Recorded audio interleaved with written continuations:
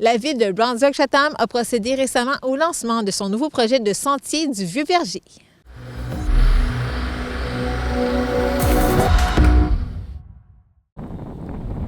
Un nouveau réseau de sentiers gravitera autour de ce décor naturel situé dans le secteur du Vieux-Verger à Brunswick-Chatham. C'est un projet qui a quand même émergé, là, qui était en brouillon il y a plus de 20 ans. En fait, dans le domaine du Vieux-Verger, il y avait des bandes de terrain qui avaient été conservées par la ville à l'arrière de chacun des terrains. Donc, à bonne distance, parce qu'on s'entend que dans le domaine, c'est des très grands terrains qui avaient été conservés pour créer justement un sentier pédestre, soit de marche et de vélo, à même le développement pour pouvoir permettre à la communauté là, de pouvoir bénéficier d'un accès à la nature et ça gratuitement.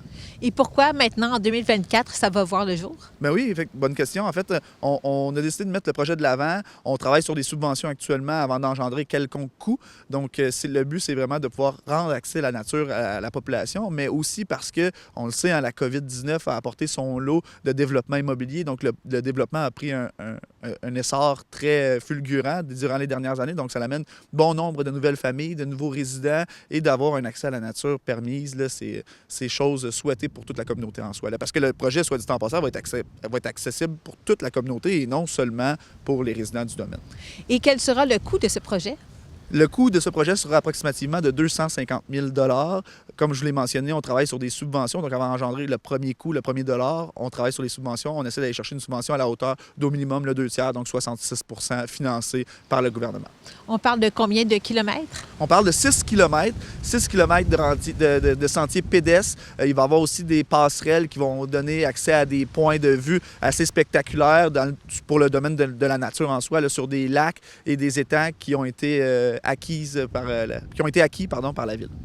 Et puis, il y aura plusieurs caractéristiques à ce projet. On parle de sentiers distinctifs, de marche et de vélo, donc ce sera séparément. Effectivement, à noter que les sentiers ne seront pas, ils vont être aménagés, mais vont rester sous forme naturelle. Donc, ce ne sera pas de la petite roche concassée ou autre, ça va vraiment être des sentiers aménagés, mais sous forme de la nature, donc avec la terre elle-même.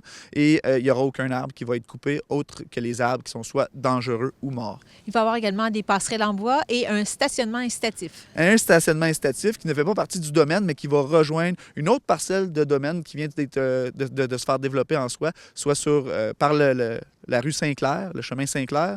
Donc, ça va être accessible par là. Donc, il va y avoir une trentaine de cases de stationnement disponibles au bout de cette rue-là, donc à l'écart des maisons pour rendre accessibles les sentiers aux gens. Il va y avoir en fait en tout 6 accès. 7 accès. Les gens du secteur, on peut presque parler d'une unanimité. Là. Le directeur général de la ville de Brunswick-Chatham a toutefois fait part des appréhensions de certains citoyens du secteur visé par ce projet. Ce que les gens questionnaient beaucoup, c'était tout ce qui est stationnement, circulation, tout ça. Mais on est venu les rassurer en étant que les 7 entrées, il n'y aura pas de stationnement d'autorisé à proximité, mais qu'on concentre vraiment le stationnement incitatif à l'extérieur du projet du Vieux-Verger.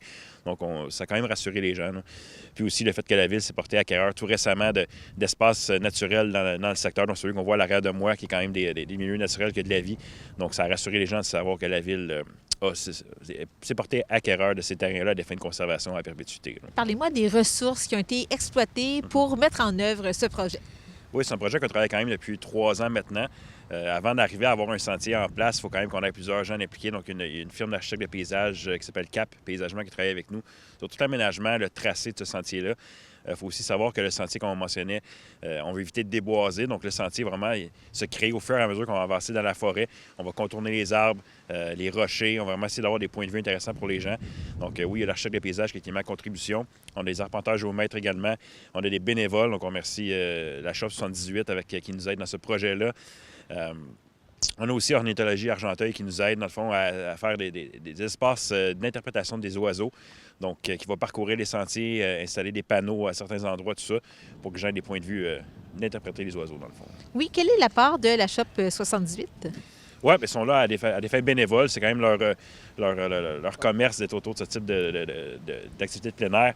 Donc, ils nous aident justement dans le tracé, où on peut passer pour la meilleure expérience pour les usagers, dans le fond. Aucun véhicule à moteur, donc pas de moto ou de 4 roues ou de skidoo. C'est seulement vraiment des vélos ou des gens qui pratiquent la marche. Sinon, bien sûr, les raquettes en hiver sont permises.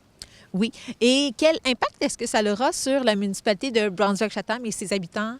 En fait, c'est un secteur où il y avait pas d'installation publique. La seule installation qui était permise et accessible aux citoyens était le golf, l'Oasis, donc de rendre des sentiers accessibles à toute la communauté, donc d'avoir une installation publique comme un parc, soit dit en passant, dans le domaine actuellement, il n'y a pas de parc, donc ça vient remplacer en quelque sorte le parc qu'il aurait dû avoir dans le développement, comme il y a dans tout nouveau développement, et de ce fait, ça permet à la communauté de pouvoir avoir un accès à la nature. C'est pas tout le monde, hein. Il y a des gens qui ont des terrains de 5 000 pieds carrés, de 7 500, de 10 000 pieds carrés, et qui malheureusement n'ont pas un accès légitime à la nature, soit sur une terre publique appartenant à la municipalité. Est-ce qu'il y avait une demande de la part des citoyens pour avoir un tel accès à la nature? Certainement, certainement. Il y a déjà beaucoup de marcheurs, de gens qui pratiquent la marche et le vélo dans la forêt, sur les terrains appartenant à la municipalité. Donc, comme je mentionne, c'est juste un projet qui était vieux de 20 ans, mais qui se concrétise finalement. Quel est l'échéancier prévu? L'échéancier prévu est dès cette année, donc 2024. Comme je mentionne, on attend la réponse du ministère avant de pouvoir engendrer quelconque coût. Une fois que ça sera fait, aux alentours de août cette année, les travaux vont débuter. Ils ne seront pas complétés, par exemple, en 2024 parce qu'il y a beaucoup de milieux humides à traverser, donc des passerelles en bois à travailler. Donc ça va se compléter au cours de l'année 2025.